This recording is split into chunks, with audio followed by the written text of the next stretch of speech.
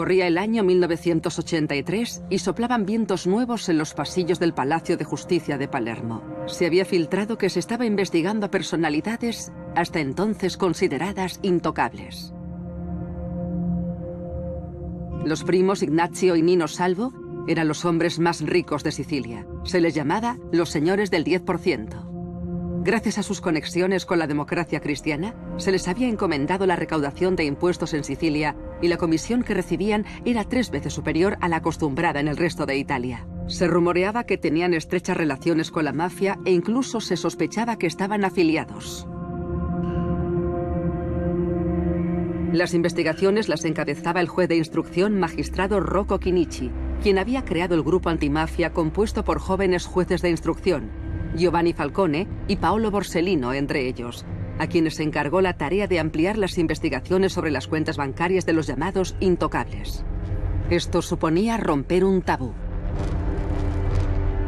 El 29 de julio de 1983, a las 8:05 de la mañana, una fuerte explosión sacude el centro de Palermo. Toto Riina le daba a la ciudad el aspecto de Beirut.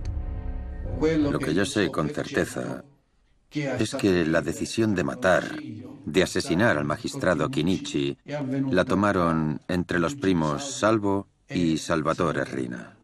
Rocco Chinichi era consejero instructor del Tribunal de Palermo, por lo que todos los procesos pasaban por él.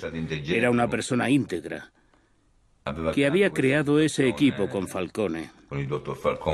Se había rodeado de todos esos jóvenes magistrados, el juez Falcone, el juez Borsellino, y digamos, no era un magistrado manipulable o corruptible en absoluto. Entonces llegó la orden de asesinar al juez Chinichi. Aquel fue el primer atentado que se hizo con coche bomba.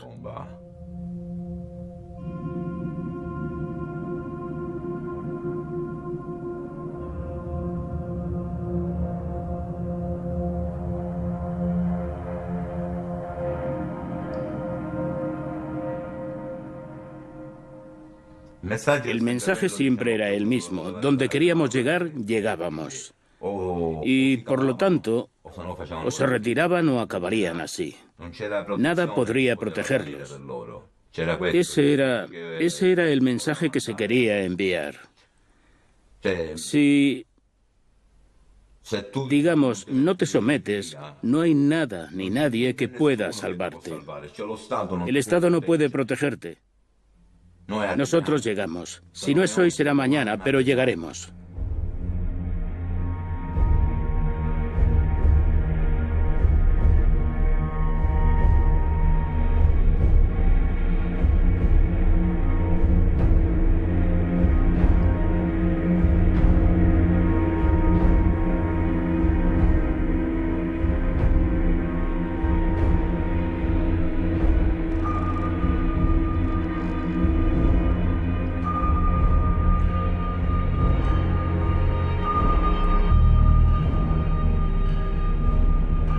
Durante el funeral de Rocco Chinichi, todos los ojos estaban puestos en Falcone y Borsellino.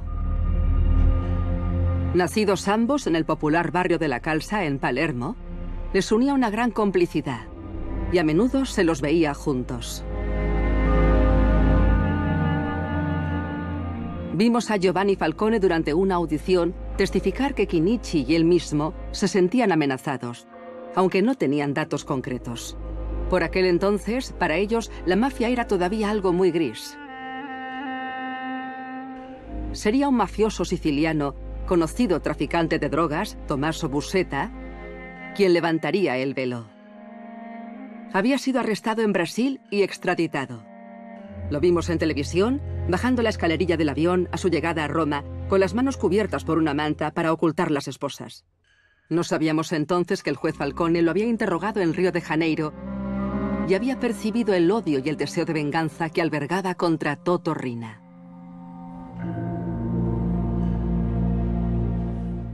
La importancia de la declaración de Buscetta, que yo en su día califiqué de épica, tiene varios aspectos. Fundamentalmente dos. El primero, obvio, es la indicación de una serie de nombres de mafiosos y de los crímenes que habían cometido, y de una serie de otros datos útiles para el desarrollo de nuestras investigaciones. Pero, no menos importante, es la descripción de la Cosa Nostra. Buscetta te da a conocer la organización, la estructura. ¿Quién podía imaginar que la Cosa Nostra tenía una estructura vertical, piramidal, conformada por varias familias mafiosas en cuya cima estaba la comisión o cúpula? La llaman o comisión o cúpula. Nosotros tanteábamos a oscuras, intentando comprender cuáles eran los secretos de la Cosa Nostra. Buscetta nos encendió las luces. Buscetta encendió los focos que nos permitieron verlo todo claro. Todo esto sucedió, en mi opinión, por dos factores. Hay dos componentes relacionados entre sí. El primer culpable es Riina. El segundo culpable es Falcone. Riina, con su estrategia de terror en el interior de la Cosa Nostra, hace enojar a Buscetta. Al no poder matarlo a él, a Buscetta, le matan dos hijos varones que estaban en Palermo y que no tenían nada que ver con la mafia. Le matan al marido de su hija, que estaba en Palermo, y no tenía nada que ver con la mafia. Le matan a uno de sus hermanos y al hijo de ese hermano. No hace falta ser mafioso para cabrearse por todo eso, por no poder matarle a él. Y esto es todo obra de Riina. De manera que Riina provoca en Buscetta un estado de ira vengativa.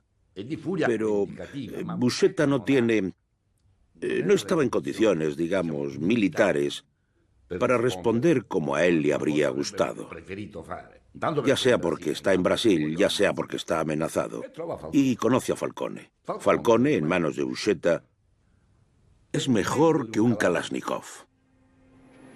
Para evitar ser escuchados, Falcone y Borsellino a menudo hablan en los pasillos del Palacio de Justicia. Tal vez durante una de esas conversaciones recordaron al arrepentido que en 1974 se presentó voluntariamente ante la Policía Judicial de Palermo para contar todo lo que sabía de la Cosa Nostra. Era Leonardo Vitale, un mafioso de poca monta de Palermo. Los abogados de aquellos a los que había denunciado reclamaron una evaluación psiquiátrica para que lo declararan mentalmente enfermo. Los expertos no osaron contradecirles. Todos los inculpados fueron absueltos. Solo él fue condenado a 10 años de internamiento en un hospital psiquiátrico. Cuando salió, el periodista de investigación Giuseppe Marazzo lo localizó. Era el año 1984. El mismo año en que Buscetta se decidió a hablar, como había hecho Vitale. Ebbe il coraggio di parlare.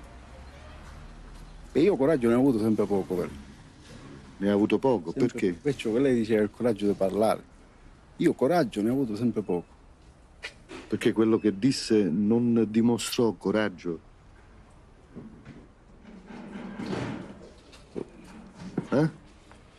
No, perché mi hanno accusato di essere pazzo, perciò semmai è potuto dimostrare pazzia. Invece non lo è lei. Lei parlò lucidamente. Quando disse com'era organizzata la mafia delle borgate, i collegamenti con la mafia centrale, voglio dire, allora lei non era pazzo, era uno che voleva parlare.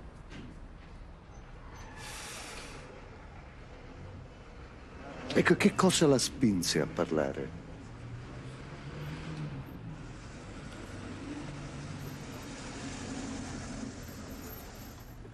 Ma in carcere lei subiva minacce? Sì. Che le facevano? Vabbè, ma non è il caso di parlarne. La operación Buscetta, llamémosla así, es decir, la obtención de sus declaraciones, la búsqueda de las confirmaciones y la emisión de las órdenes, de 365 órdenes de captura, dura más de 2 meses. Nadie sabía que Buscetta colaboraba. No sé cuántas otras veces en Italia habrá sucedido algo semejante. Hablo del mundo judicial italiano, que quede claro.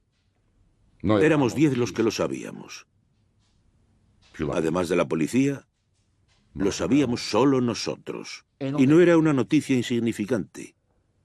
No se filtró nada, ni la sospecha. Tanto es así que... ¿La prueba dónde está? Entre otras cosas, que la gran mayoría de esas órdenes de captura fueron ejecutadas. Porque no se lo esperaban, porque nada se había filtrado. El 29 de septiembre de 1984 se oyeron las sirenas de los coches de policía resonando por las calles de Palermo. La investigación, que había conducido a 365 órdenes de captura, era obra de un grupo de magistrados coordinados por los jueces Falcone y Borsellino. El 12 de noviembre, los primos Salvo fueron arrestados por asociación mafiosa. Las máscaras empezaban a caer. Un hombre seguía prófugo, Toto Riina. Antes de que comenzara el proceso, las actas constaban de 1 millón de folios. Y el auto de procesamiento, que sintetizaba todos los contenidos procesales, tenía 8.000 páginas. Había que afrontar un primer problema que normalmente en ningún proceso hay que afrontar. ¿Dónde se celebraría este proceso? Porque en el Palacio de Justicia de Palermo, que era un buen palacio de justicia, grande, imponente, diría yo, a 475 acusados, ¿dónde los metes? 300 defensores, ¿dónde los metes? A la prensa, los medios de comunicación de todo el mundo, había hasta chinos y japoneses. No había un edificio adecuado. Y una decisión muy importante fue la de construir esta gran sala adjunta a la prisión de Ucciardone, que era la única cárcel de Palermo entonces. ¿Por qué se hizo esto? Porque si la sala hubiese estado a cierta distancia, 1 kilómetro, 2, no importa cuánto, de la prisión, significaba que cada día cientos de peligrosísimos mafiosos, incluidos todos los capos de la mafia, tendrían que ser transportados de la cárcel a la sala y luego vueltos a llevar, acabada la sesión, de la sala a la cárcel. Algo que habría comportado, aparte de problemas de seguridad increíbles, difícilmente imaginables, un despliegue de hombres y de medios espantoso. En cambio, bastaba con construir, fue genial la idea, construir dentro de Ucciardone, junto a Ucciardone. Se hace un buen corredor que conecte directamente la sala con la cárcel y no hay necesidad de este enorme despliegue de medios y de hombres. Por tanto, se eligió esta ubicación. Otro dato muy significativo, que en mi opinión sirve para demostrar algo que debería ser obvio, pero que en Italia no es tan obvio. Que cuando el Estado quiere, consigue hacer cosas impensables. Es que esa estructura, que es enorme, y que es una estructura, para hacernos una idea, cuyos muros externos son a prueba de bazocas, es decir, es una estructura seria, se hace en 6 meses. ¿Cuántas obras públicas en Italia se han hecho en 6 años? Yo no sé cuántas, pocas. Se le dio un nombre de guerra a este nuevo tribunal: Aula Búnker, Sala Búnker. Nadie creía en su realización. Existía la convicción de que la negligencia de la administración, las maniobras de los políticos en manos de la Cosa Nostra y los actos de sabotaje que la mafia sin duda llevaría a cabo impedirían su construcción. La realidad demostró lo contrario. A pesar de todo, 3 asesinatos ejecutados por orden de Riina hacen temer que el maxiproceso se aplazara. El inofensivo Leonardo Vitale es abatido el 2 de diciembre de 1984 como señal de advertencia a todos los arrepentidos. 7 meses después, el 28 de julio de 1985, Riina elimina al jefe de la Brigada de Búsqueda de Fugitivos, Beppe Montana, amigo cercano de los jueces Falcone y Borsellino, a quienes vemos llegando al escenario del crimen la noche del asesinato. Días después, el 6 de agosto, un comando de sicarios armados con kalashnikovs asesina al subdirector de la Policía Judicial, Nini Casara, acribillándolo a balazos delante de su esposa cuando volvía a casa. Rina ataca cuando y donde quiere, pero los jueces Falcone y Borsellino no se rinden.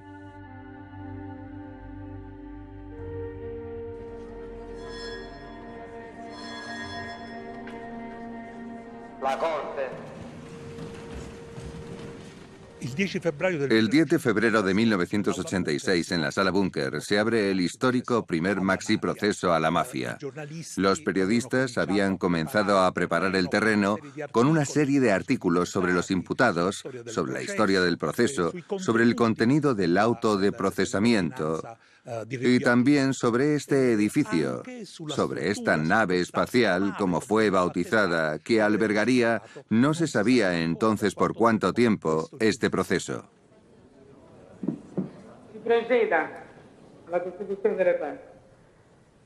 El presidente del tribunal, un hombre llamado Alfonso Giordano, era civilista.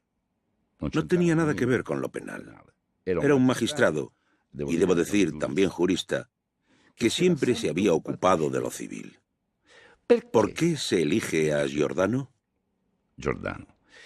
Porque todos aquellos que eran candidatos, digamos, a presidir este tribunal, que eran magistrados que se ocupaban de lo penal, todos encontraron el modo de evitar asumir el encargo.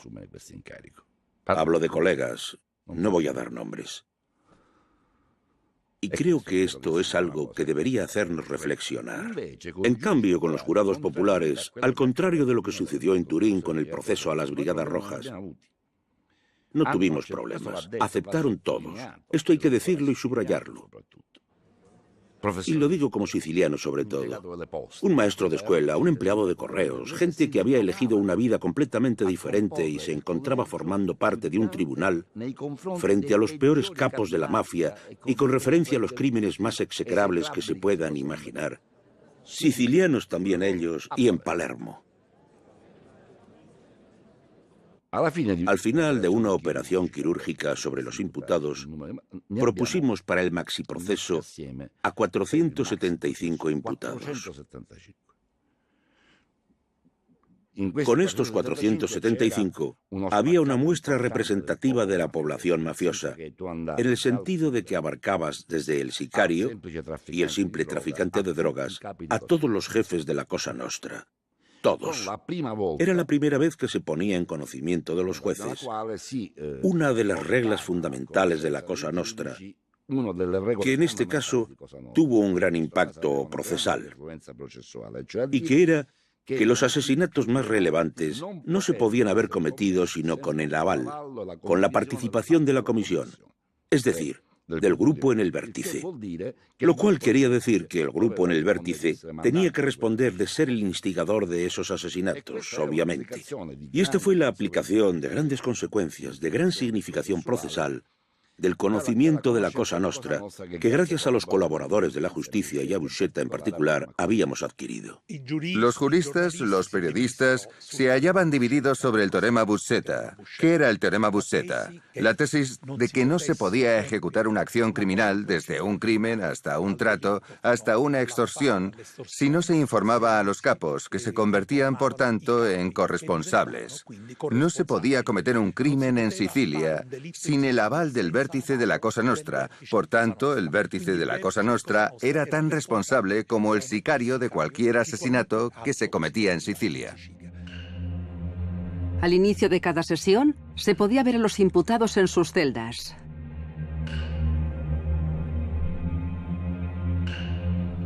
Un día, Michele Greco, el jefe títere de la Cosa Nostra, apareció vestido de blanco, probablemente para legitimar su apodo El Papa.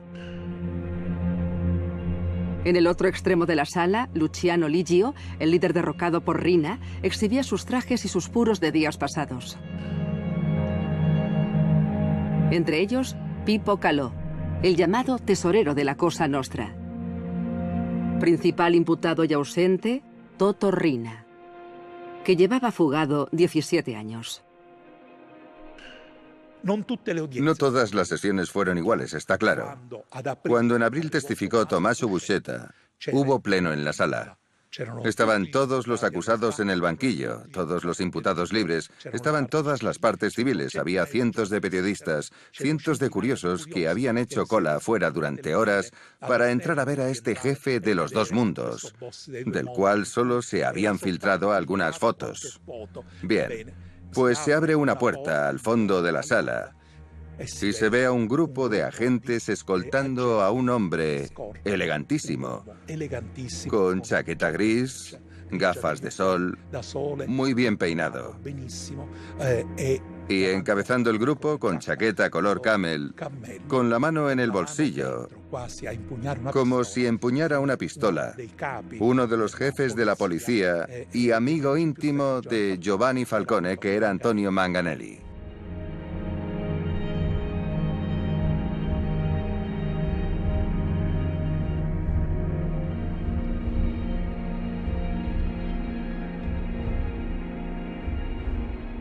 La primera confrontación fue con Calò.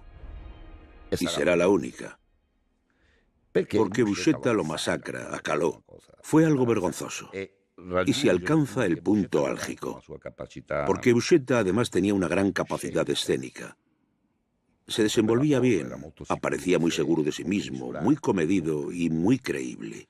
Y en cierto momento, mirándolo fijamente a los ojos, le recuerda que había matado a jóvenes que de niños se habían sentado en su regazo, que eran sus hijos, los hijos de Buscetta.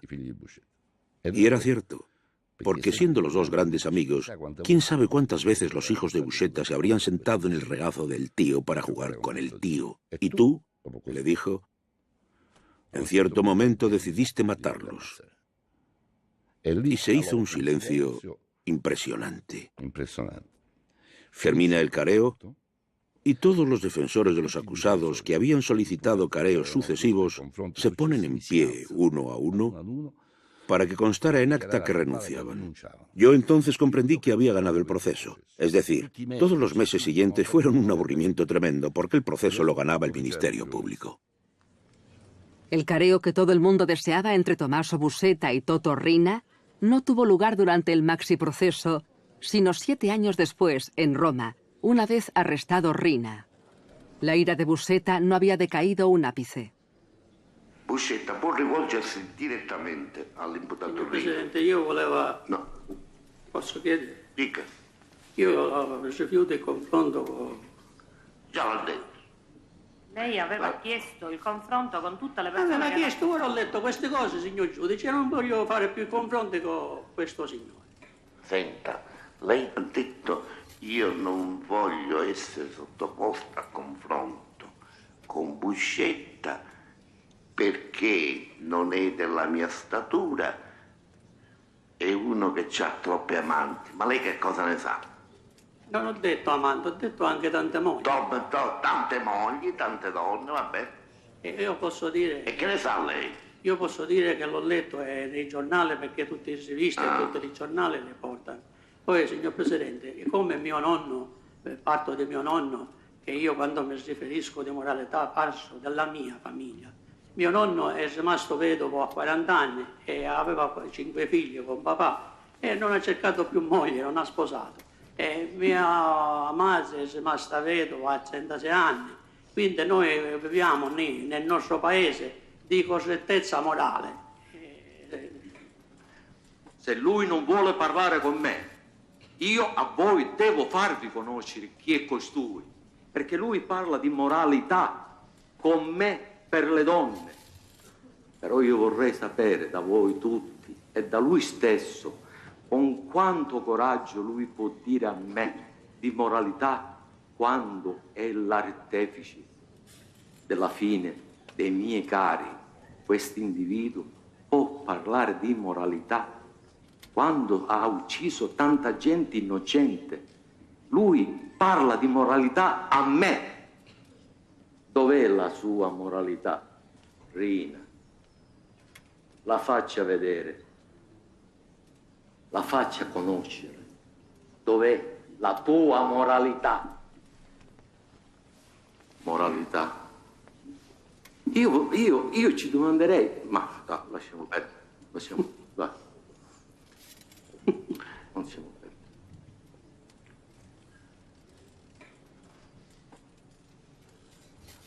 È risata ironica o sarcastica? Rina, lei può non rispondere, però se si diverte o partecipa alla corte perché si diverte o non si diverte. Non commento. Signor Buscetta, lei ha accennato al fatto che Rina ha fatto uccidere moltissime persone innocenti. Vuole ricordare alla Corte quali sono questi omicidi, quelli più importanti che ha deciso Rina o ha fatto Rina? Ma lei sta scherzando? Ma tutti.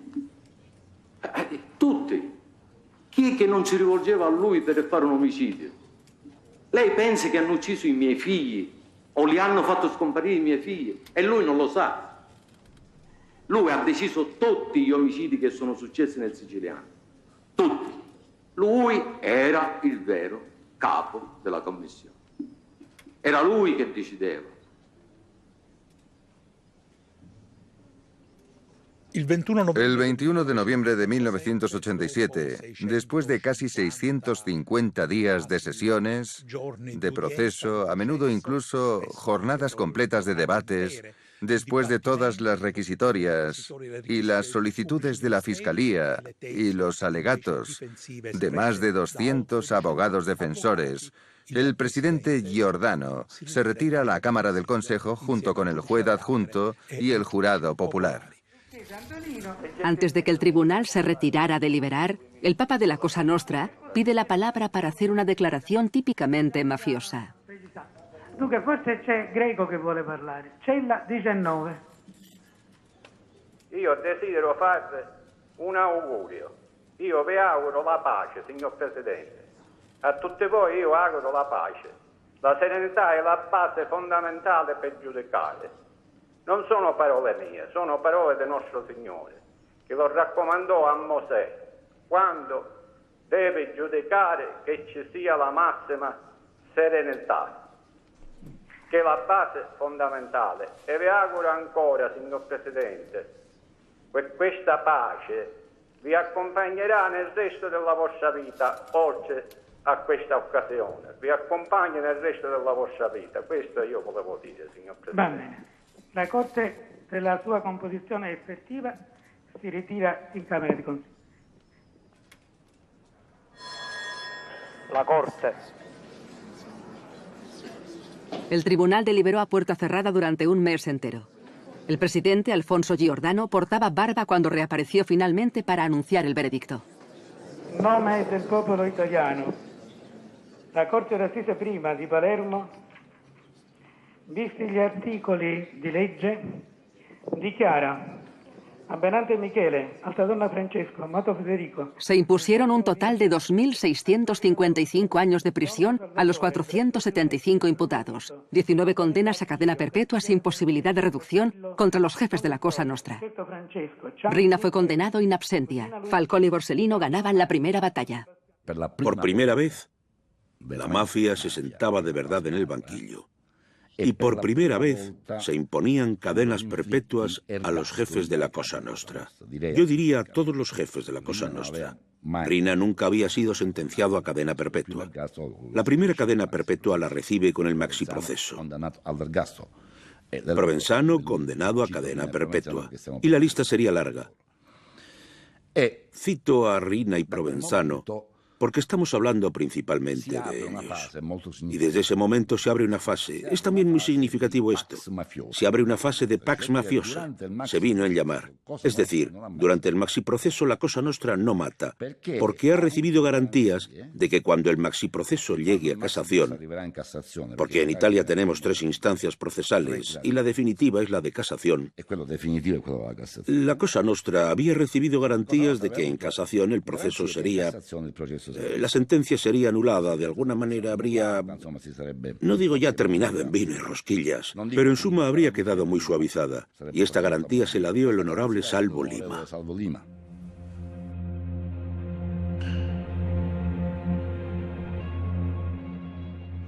Rina esperaba librarse del maxiproceso porque se había construido una casa en Corleone. Pensaba pasar su vejez en Corleone.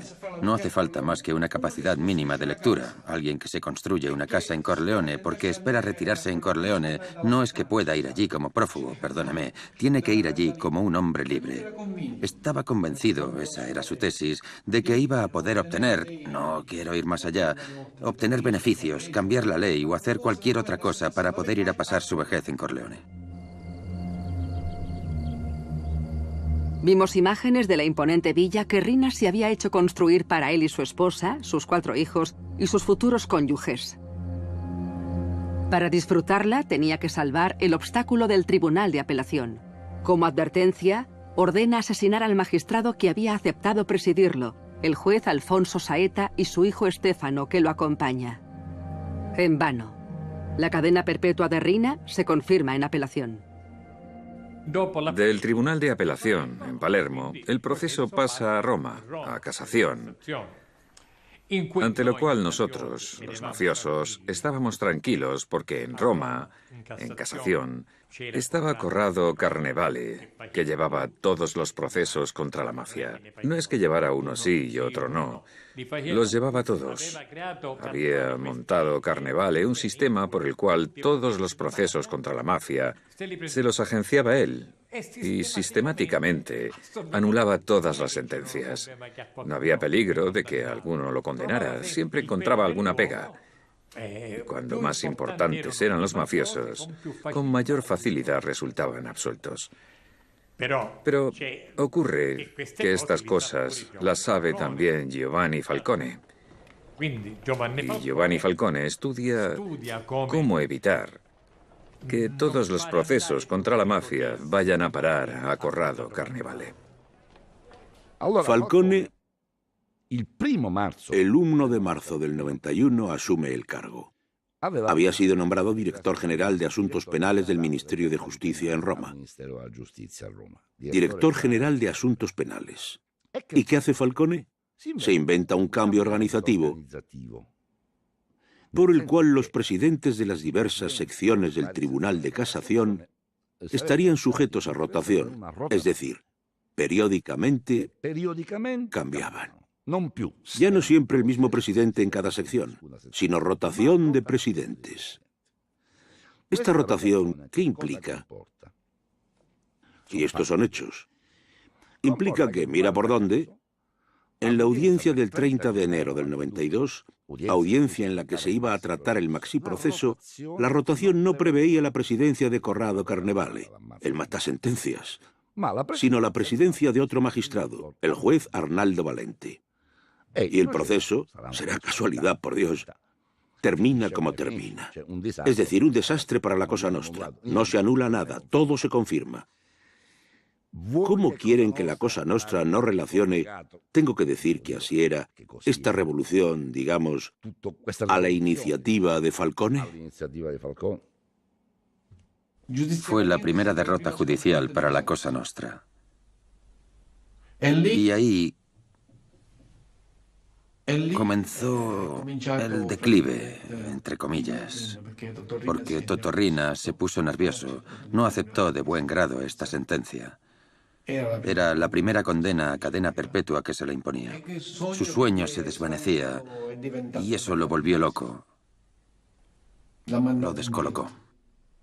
La mafia encaja el golpe, y es un golpe muy duro, y reacciona. ¿Cómo?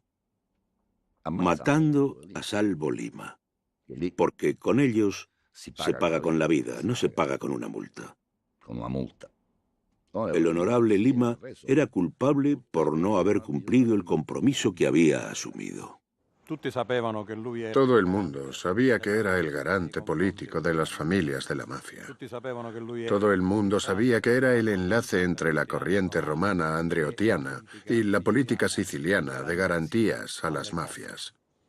Pero nunca pensé que Totorrina llegaría a decretar su eliminación. La ejecución brutal del hombre más poderoso de Sicilia despertó una ola de pánico entre los políticos locales de la democracia cristiana. Se habían beneficiado de los votos de la mafia y no estaban ya en condiciones de corresponder. Se leía en sus miradas una misma pregunta. ¿Quién será el siguiente? La noche siguiente voy a tomar una copa a casa de Giovanni Falcone. Estábamos Giovanni Falcone, su esposa, yo y Paolo Borsellino. Principalmente para evaluar el asesinato de Lima, su significado. Y la evaluación fue unánime. Era claro y evidente que la famosa póliza de seguro de vida de la que hablaba Paolo Borsellino a expensas del maxiproceso había expirado.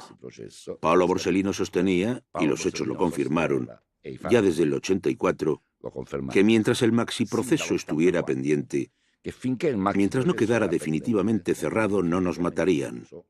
Porque imagínate, matan a Borsellino o matan a Falcone durante el maxiproceso. Desde la óptica mafiosa era, ¿cómo decir?, muy fácil pensar que la sentencia sería entonces mucho más dura. De manera que Paolo tenía esa intuición acertadísima. Mientras exista el maxiproceso, podemos estar tranquilos. Tan pronto como termina el maxiproceso, que termina mal para ellos, la frase literal fue: sono casi amari. Estamos jodidos. El asesinato de Lima fue la confirmación. Fue la confirmación de que la mafia no tenía intención de digerir la sentencia del maxiproceso. Y la velada concluyó con una frase de Falcone, que nos acompañó hasta la puerta y dijo: la verdad es que a partir de este momento puede pasar de todo. El de todo se entiende lo que podía ser en la mente de Falcone.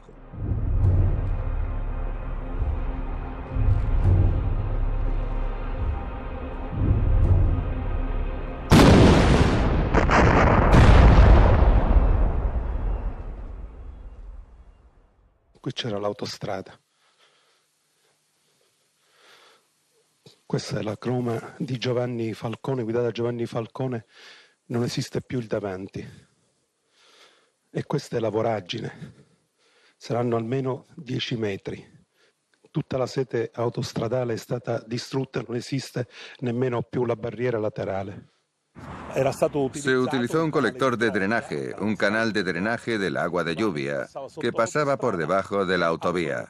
Utilizaron un carrito de la compra, quizá, o hay quien dijo una tabla de skateboard, sobre lo que habrían cargado unos tambores llenos de TNT, cerca de 400 kilos de TNT, con un detonador que habrían accionado desde lejos.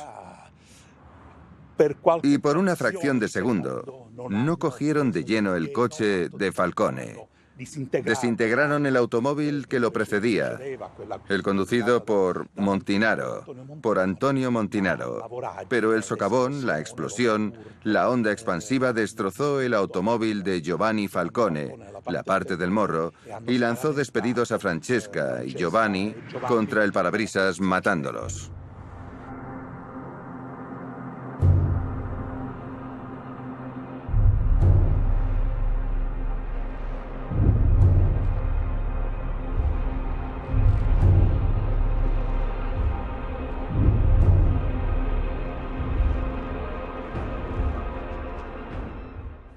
Aquel día se había relajado un poco la tensión, porque ya era el tercer fin de semana esperando que pasara el juez Giovanni Falcone. El primer aviso para poner en marcha este proyecto de muerte nos llegó de Domenico Ganci, que había visto salir del edificio donde vivía el juez Falcone. Había visto partir la comitiva de coches escolta para ir a buscar al juez Giovanni Falcone al aeropuerto.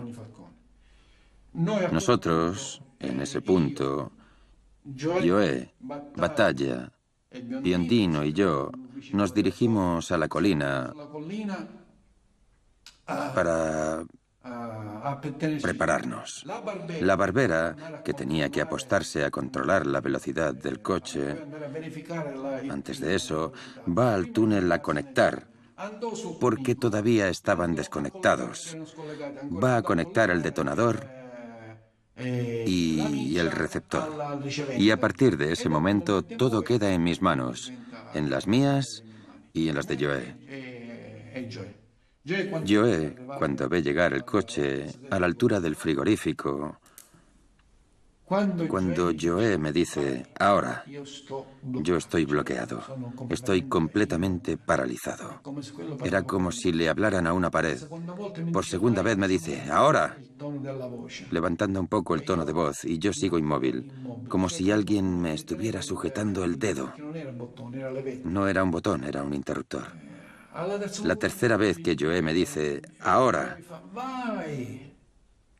a pesar de ese tercer aviso, con un tono de voz aún más fuerte, aún me resisto, pero en un momento dado, como por instinto, acciono el interruptor. Veo claramente que no es una explosión limpia, sino que se produce como un efecto dominó por la acción del explosivo. Oigo que los escombros que han saltado por el aire caen al suelo y empiezan a sonar toda una serie de alarmas en las cercanías y regresamos a Palermo. Me acuerdo como si fuera hoy. Ponemos las noticias y leo, como se dice, la tira de abajo, donde se daba la noticia de que el juez Giovanni Falcone había muerto. En el momento del funeral, cuando intervino la compañera, la esposa de uno de los agentes de la escolta, cuando el sacerdote le puso el micrófono en la boca para que se la oyera, y ella dijo, arrepentíos. No pude más y cambié de canal, porque me sentí incapaz de seguir oyendo aquellas palabras. Sappiate che anche per voi c'è possibilità di perdono. Io vi perdono, però mi dovete mettere in ginocchio. Però. Se avete il coraggio di cambiare, loro non cambiano. Se avete il coraggio di cambiare.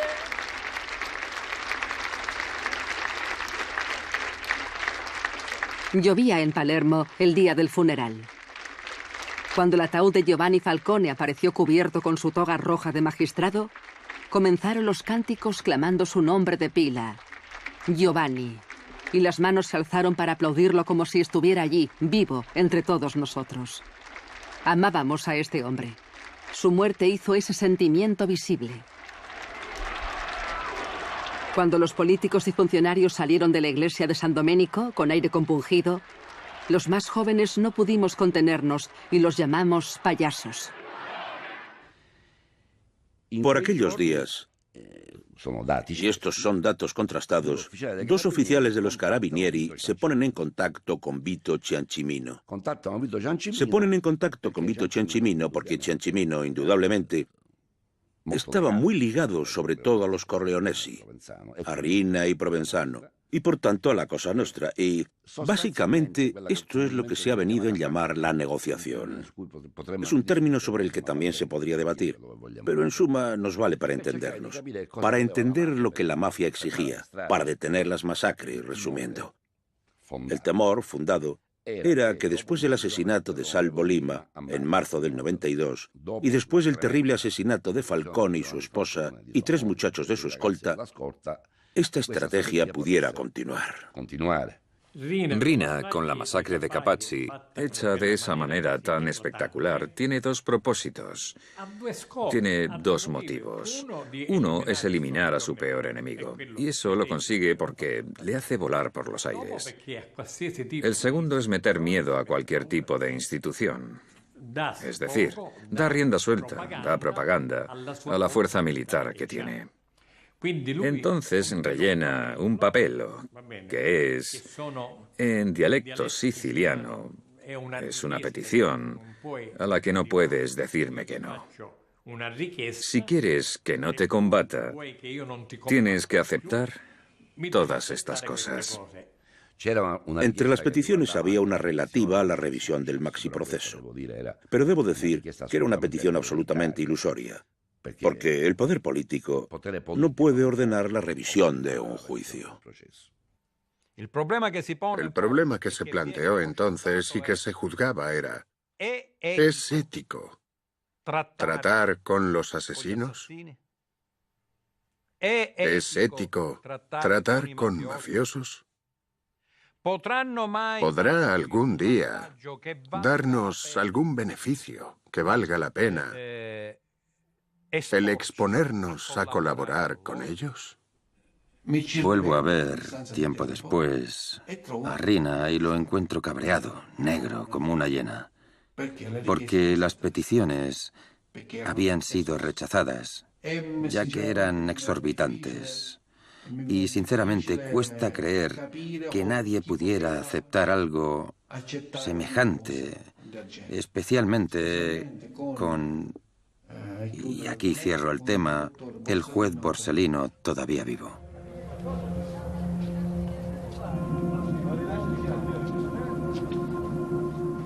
La paura, guardi, sarebbe assurdo sostenere che paura non se ne prova. Ci sono dei momenti in cui la paura si prova.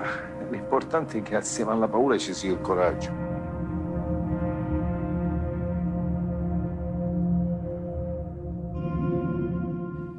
Yo pienso que la apertura de estas, llamémoslas negociaciones, aceleró el asesinato de Borsellino. Porque la Cosa Nostra, en un momento dado, consideró necesario aumentar su poder de negociación, dando al Estado otro golpe.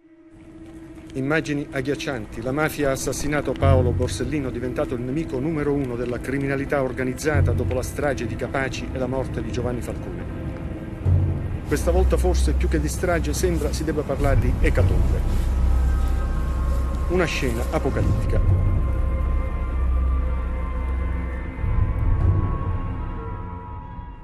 Me tocó a mí encontrarme con lo que quedaba de Paolo Borsellino. Y me costó muchísimo reconocerlo, porque estaba abrasado. Después de eso, no recuerdo nada más. La oscuridad más total. Estábamos viendo las imágenes del atentado de Via D'Amelio en la televisión cuando el jefe de Falcone y Borsellino, el honesto y juez magistrado antimafia, magistrado Antonino Caponetto, apareció en la pantalla. È finito tutto. Perché è finito tutto, dottore Caponetto? Perché è finito tutto? Perché non mi faccia dire altro. Non mi faccia dire altro. Al día siguiente, aquel hombre de aspecto frágil se sobreponía y volvía al trabajo. Su determinación de no rendirse alentó a todos aquellos que querían luchar contra la Cosa Nostra y ver a Rina arrestado.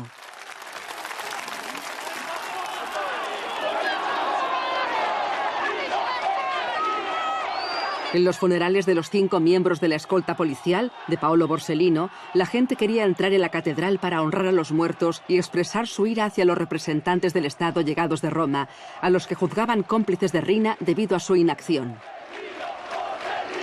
La barricada finalmente cedió. El presidente de Italia y el jefe de la Policía Nacional deben su salvación al fiscal Giuseppe Ayala, que contenía a la multitud que gritaba: que la mafia salga de esta iglesia. Tampoco ahora, después de esta masacre, obtiene ningún resultado. Vuelvo a verlo, una vez más, cabreado. El gesto sombrío, no locuaz, como de costumbre, es decir, contento, jactándose de haber...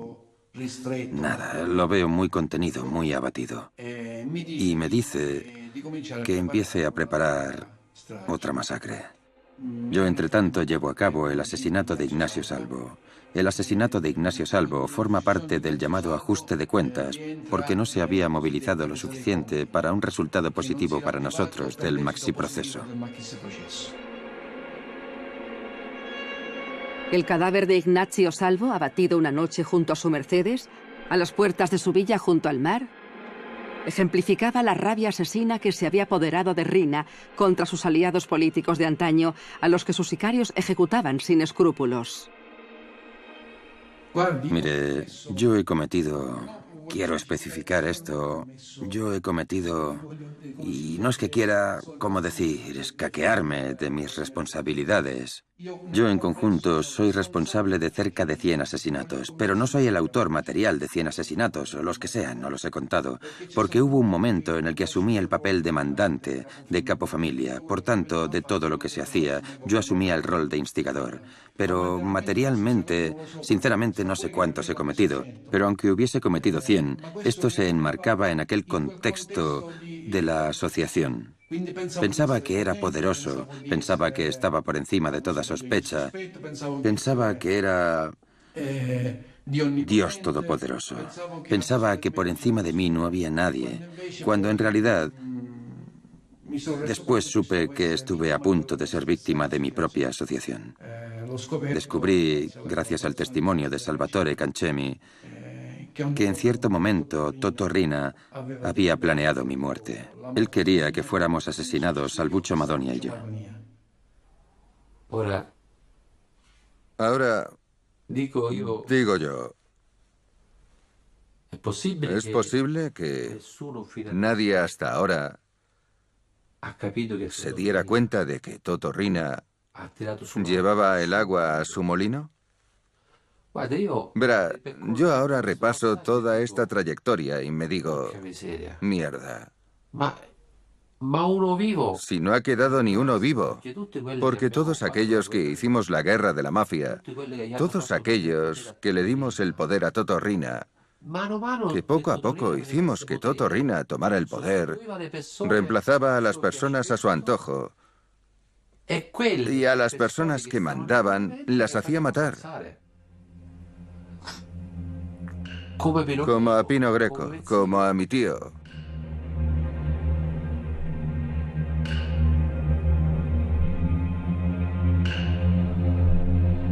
¿Qué sucede?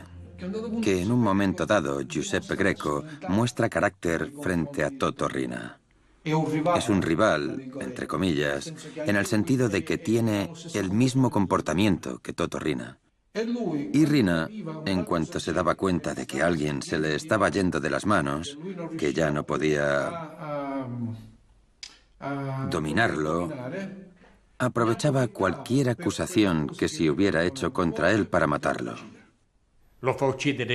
Riina lo hace asesinar por los mejores amigos que tiene este chico, prometiéndoles que el poder que tiene Giuseppe Greco lo pasa porque siempre se encuentran personas egoístas y traidoras. Llegan una mañana, cuando Greco los ve llegar, se saludan.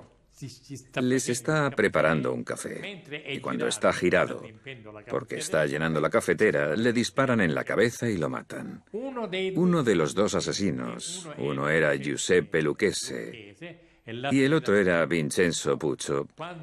Estando en la cárcel, Puccio es asesinado, por orden también de Salvatore Riina. Con una plancha de cocina le parten el cráneo. Riina es una constante, mata a todos sus amigos que adquieren fama en un momento dado. Pero para Riina, en la mentalidad de Riina, se convierten en peligros. Realmente éramos carniceros. Cuando lo pienso, se me pone la piel de gallina.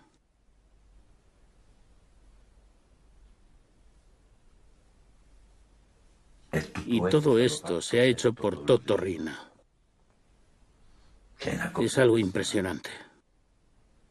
En nombre de la Cosa Nostra he hecho muchas cosas. He cometido muchas brutalidades. Y entre esas brutalidades están los asesinatos de dos de los hermanos de mi padre. No pude impedirlo, porque una vez que decidieron que Vincenzo Anselmo debía morir y que, más que nada, fue un teatro lo que hicieron con mi tío, porque no es cierto nada de lo que dijeron, que se había querido tirar a una mujer, a una muchacha, porque solo así lo podían, solo montando un teatro, pero no pude salvarlo. Cuando me enteré, intenté entrevistarme con Toto Riina, pero no quiso recibirme en aquella ocasión concreta. Intenté dispararle. Dije, le disparo yo, pero se prohibió también dispararle, porque el cuerpo tenía que desaparecer. Tenían que llevárselo y hacerlo desaparecer, porque no querían, porque yo sabía lo que era morir estrangulado y morir de un disparo. 100.000 veces mejor morir de un disparo que morir estrangulado.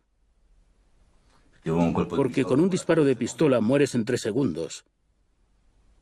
En cambio, con una cuerda al cuello lleva su tiempo y es horrible. Horrible, horrible, horrible. Posteriormente, después de la desaparición, el hermano se entera de que su hermano ha desaparecido. Otro de los hermanos, mi tío menor, Salvatore. Mi tío mayor muere en octubre. Y a principios de noviembre nos llega la noticia. A mí personalmente me dan la noticia de que mi tío está colaborando con la policía, con los carabinieri. Y me preguntan, ¿qué se merece? La muerte. Ya voy yo, no os preocupéis, consideradlo hecho. Subí a la casa y delante de su esposa y sus hijos le disparé y me fui. Ya cuando te reclutan te lo dicen. Lo primero es la Cosa Nostra y después la familia de sangre. Lo primero es la Cosa Nostra. Es como un lavado de cerebro. Primero es la Cosa Nostra y luego todo lo demás. No podía ponerme en contra de Toto Riina. Toto Riina era Dios en la tierra. Eso era Toto Riina en Palermo. Y el que se oponía a él estaba perdido, estaba acabado.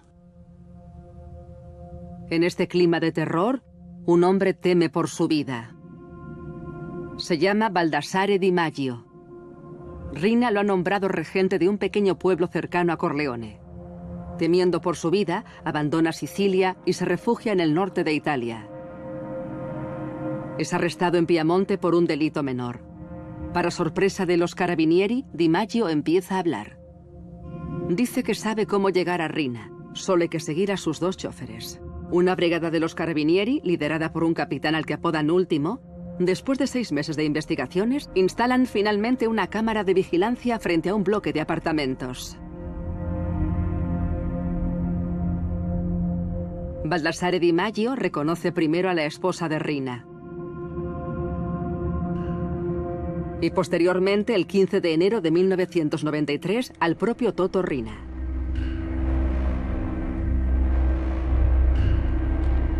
El capitán Último y su equipo arrinconan el coche de Riina y lo arrestan en una rotonda en la carretera de circunvalación de Palermo. Esto sucede después de llevar 24 años fugado.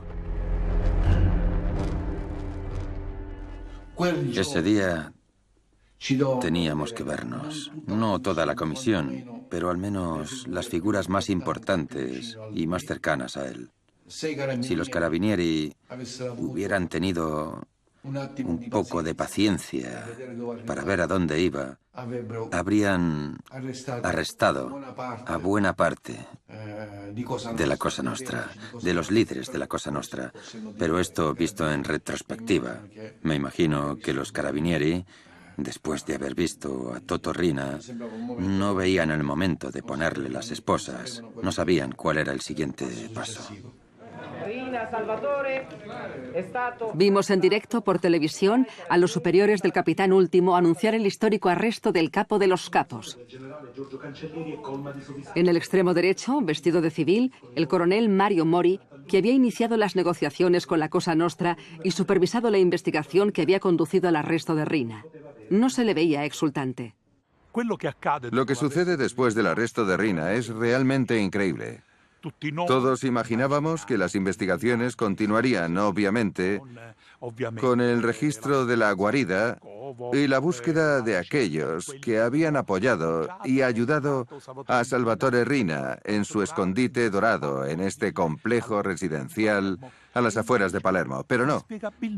Inexplicablemente se elimina la videovigilancia y no se registra el escondite. En los días sucesivos, Al ver que la guarida, es decir, la casa, vamos a llamarlo guarida, no era registrada, decidimos limpiarla. En el sentido de quitar la ropa, todo lo que podía, la caja fuerte, todo lo que podía relacionarse con Toto Riina. Yo no vi lo que había dentro de la caja fuerte, pero al 99, no al 99, al 100% seguro, todo lo que había se lo llevó su esposa, Ninetta Bagarella. No excluyo a cualquier otro sujeto, pero principalmente la esposa, y se lo llevaría a Corleone. Puedo garantizar, habiendo vivido en otras casas donde vivía Riina, donde también tenía caja fuerte, que dentro siempre tenía los documentos notariales, los libros contables, tenía toda una serie de... toda su vida. Cuando supe que el registro no se había llevado a cabo y que incluso la Fiscalía de la República, el fiscal de la República, había entrado en la guarida de Toto Riina solo después de haber sido limpiada, desempolvada y las paredes repintadas, pensé que se había hecho un pacto inconfesable entre elementos del Estado y elementos de la mafia. Comienzan a sucederse una serie de sucesos rocambolescos. Incluso los carabinieri hacen creer a los periodistas que el escondite está en otra parte, no muy lejos de aquí, en un campo que era cultivado por un agricultor que de Riina prácticamente no sabía absolutamente nada. Y aún así, se despista a los periodistas. ¿Por qué todo esto? Algunos periodistas se prestaron a la puesta en escena de los carabinieri, con helicóptero, tropas de élite y asalto ficticio incluidos. ¿Pero a quién querían engañar? ¿Quién manejaba los hilos de aquella mascarada? Días más tarde, los carabinieri invitaban a un equipo de televisión a ver lo que se suponía era el escondite de Riina. No le faltaba nada, ni el escondrijo, ni la caja fuerte de la altura de un hombre, ni las botellas de la leche de los niños, ni el escritorio del capo, y como remate, una piscina en una villa que nunca había sido de Riina. ¿Por qué todo esto? ¿Por qué no se hizo el registro de la guarida? ¿Cómo es posible que una investigación tan importante se abandonara de alguna manera frente a todo esto? Se darán mil explicaciones. El coronel Mori dirá que había habido malentendidos con la fiscalía. El capitán Último dirá que en realidad no se podía mantener a los hombres allí en Vía Bernini porque todo se había descubierto y podía ser peligroso. Los magistrados dirán en cambio que los carabinieri les habían asegurado que las investigaciones continuaban y que para continuar y llegar tal vez al arresto de algunos de los cómplices de Riina, no había absolutamente ninguna necesidad de irrumpir en la casa que había albergado al capo di Capi. En suma, mil explicaciones, todas contradictorias entre sí.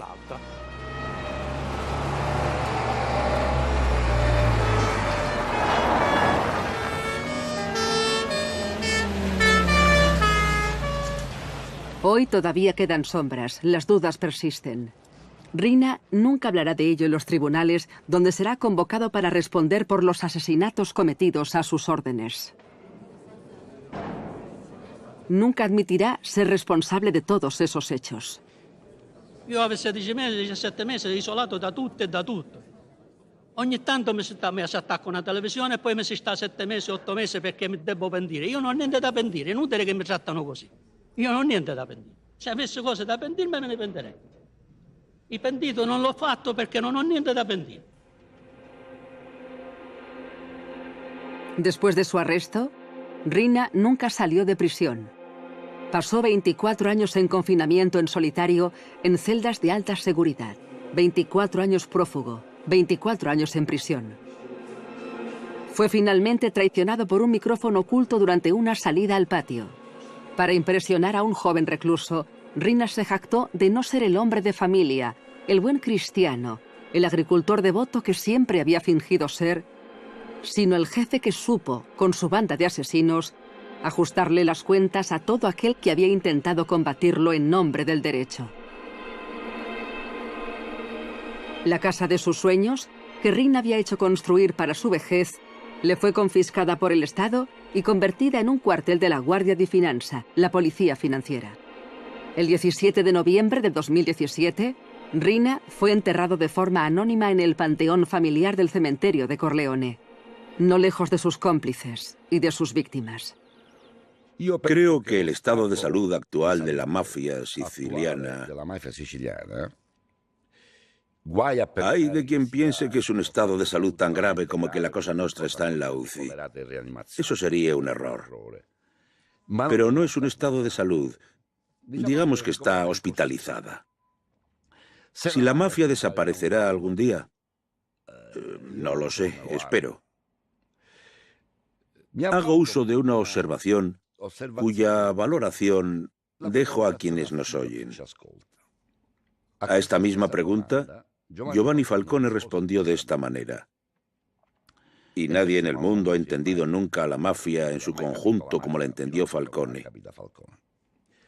Por supuesto que la mafia desaparecerá algún día. Porque la mafia es un fenómeno humano, lo peor que se pueda imaginar. Pero no deja de ser un fenómeno humano. Y todo fenómeno humano tiene un comienzo, tiene su propio desarrollo, pero fatalmente, en cuanto humano, tiene un final. Creo que Falcone tenía razón. El problema es ¿cuándo? ¿En qué punto de su desarrollo llegaremos al final? Para que entiendan cómo lo veo, me temo que ese día ya no estaré sobre la tierra, estaré en otra parte.